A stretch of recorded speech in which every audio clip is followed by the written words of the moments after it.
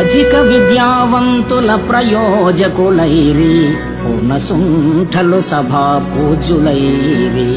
సత్యవంతుల మాట జన విరోధం బాయే, వదరుబోతుల మాట వాసికెక్కే. ధర్మవాదన పరుల్ దారిద్ర్యముందిరి, పరమలోభులు ధన ప్రాప్తులైరి. పుణ్యవంతులు రోగభూత పీడితులైరి, దుష్ట మానవులు వర్ధిష్ణులైరి. పక్షివాహనమా వంటి భిక్షుకులకు శక్తి లేదాయ, ఇక నీవే చాటుమాకు. భూషణ వికాస శ్రీధర్మపుర నివాస, దుష్ట సంహార నరసింహ దురిత దూర.